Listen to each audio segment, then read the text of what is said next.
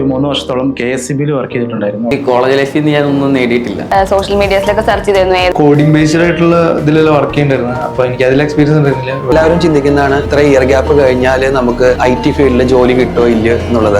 Sutherland എന്ന് പറഞ്ഞ കമ്പനിയിൽ ഒരു IT കമ്പനിയിൽ വർക്ക് ചെയ്യുന്നു, അത്ര മാത്രമേ ഉണ്ടായിരുന്നുള്ളൂ. കുറെ കമ്പനീസ് ഒക്കെ സെർച്ച് ചെയ്തു. നോർമലി ഒരു ടെൻഷൻ ഉണ്ടായിരുന്നു. എല്ലാവരും ഓഫർ ചെയ്യുന്ന ഒരു സാധനമാണല്ലോ പ്ലേസ്ഡ് ആവും എന്ന് പറയുന്നത്. വന്ന വീക്കിൽ തന്നെ ഒരുപാട് പേര് പ്ലേസ്ഡ് ആവുന്നത് ഞാൻ കണ്ടിട്ടുണ്ടായിരുന്നു. നമ്മൾ എല്ലാം ഡൗട്ട്ഫുള്ളി ആണല്ലോ. കോളേജ് എന്ന് പറഞ്ഞാൽ തിയറി ബേസ്ഡ് ആയിരുന്നു, ഫുൾ തിയറി ആയിരിക്കും.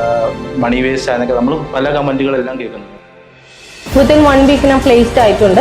പ്രതീക്ഷിച്ചാലും അപ്പുറത്താണോ? എനിക്ക് സൗദിയിൽ മറൈൻ ഓട്ടോമേഷൻ എഞ്ചിനീയർ ആയിട്ട് തന്നെ പ്ലേസ്മെന്റ് കിട്ടി. സീമെൻസ് എന്ന കമ്പനിയിൽ പ്ലേസ്ഡ് ആയിട്ട് അത്യാവശ്യം നല്ല പാക്കേജും ഉണ്ട്. ഈ കമ്പനിയിൽ പ്ലേസ്ഡ് ആയതിനു ശേഷം എനിക്ക് വേറെ 2 ഓഫേഴ്സ് വന്നിട്ടുണ്ടായിരുന്നു. ആസ് എ ഫ്രഷർ എനിക്ക് കിട്ടാന്ന് വെച്ചാൽ ഏറ്റവും നല്ല പാക്കേജാണ് എനിക്ക് കിട്ടിയിരിക്കുന്നത്. പ്ലേസ്ഡ് ആയി കോഴിക്കോടുള്ള ടീം ടെക് എന്ന കമ്പനിയിലാണ് പ്ലേസ്ഡ് ആയിട്ടുള്ളത്.